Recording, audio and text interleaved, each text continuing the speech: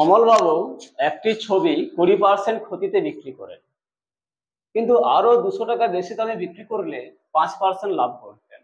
তাই ছবিটির ক্রয় মূল্য কত? এখানে অঙ্কটা দুটো পার্ট আছে। প্রথম পার্টে কি বলেছেন না, তিনি যে ছবিটা বিক্রি করেছেন সেটা তিনি 20% ক্ষতিতে বিক্রি করেছেন। এটা হয়ে গেছে প্রথম পার্ট। এখানে ক্রয় মূল্য কত, বিক্রয় মূল্য কত কিছুই বলা নেই। দ্বিতীয় পার্ট কি বলেছে, ওই ছবিটিকে তিনি যদি আরো 200 টাকা বেশি দামে বিক্রি করতেন তাহলে তিনি 5% লাভ করতে পারতেন। তাহলে ছবিটির ক্রয় মূল্য কত? এই দ্বিতীয় পার্টে এসে আমাকে জিজ্ঞাসা করছে ছবিটির ক্রয় মূল্য কত। এটা কিভাবে করব? অঙ্কটা পাটিগণিতিক নিয়ম এবং বীজগাণিতিক নিয়ম দুইভাবেই করা যায়। তো প্রথমে এটা বীজগাণিতিক নিয়মেই করি। আমি জানি না ছবিটির ক্রয় মূল্য কত, সে যে ধরে নিলাম, মনে করি ছবিটির ক্রয় মূল্য সমান x টাকা। ছবিটি 20% ক্ষতিতে বিক্রি করেছেন। এখন ক্রয় মূল্য যদি x টাকা হয়, 20% ক্ষতিতে বিক্রি করলে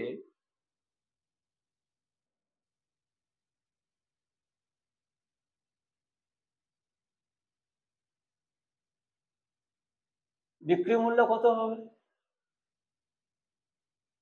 নিশ্চয় বিক্রি মূল্য কত হবে? 8x/10 টাকা। কারণ x minus 20x/100 equal to 8x minus 10 টাকা। এবার দ্বিতীয় পার্টে কি বলেছে, কিন্তু আরো 200 টাকা বেশি দামে বিক্রি করলে 5% লাভ হতো। এখন বিক্রি মূল্য কত পেয়েছি? 8x/10 টাকা। তাহলে আমরা বলতে পারি 8x/10 প্লাস 200, কারণ 200 টাকা বেশি দামে বিক্রি করতে চাইছে। তাহলে কি হতো না, 5% লাভ করতেন। এই 5% লাভ কার উপর হতো? নিশ্চয়ই ক্রয় মূল্যের উপর হতো। এখন ক্রয় মূল্য কত? x টাকা।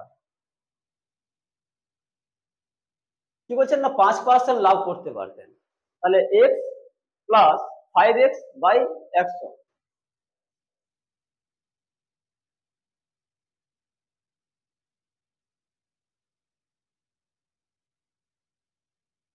তাহলে তিনি 5% লাভ করতে পারতেন। এটাকে আমরা সরল করবো। 8x/10 যুক্ত 200 সমান x প্লাস, এটা কাটলে x এর 20 বা 8x/10 plus 200 equal to 21x/20। এটা সরল করলে 21x/20 হয়। এবার 21x/20 কে এদিকে নিয়ে আসবো, বা 8x/10 মাইনাস 21x/20 সমান -200। এতটা বোঝা গেল? এরপর উপরের দিকটা মুছে দেই। এখান থেকে যদি আমরা x এর মান বার করতে পারি তাহলে ছবিটির ক্রয় মূল্য পেয়ে যাব। এবার উপরের দিকটা মুছে দেই।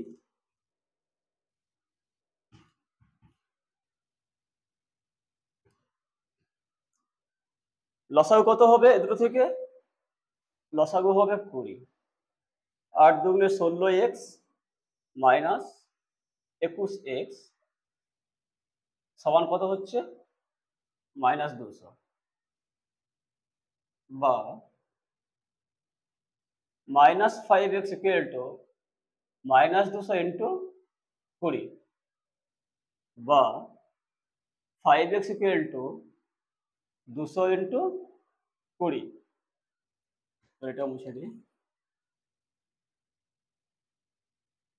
বা x সমান 200 ইন্টু 20/5।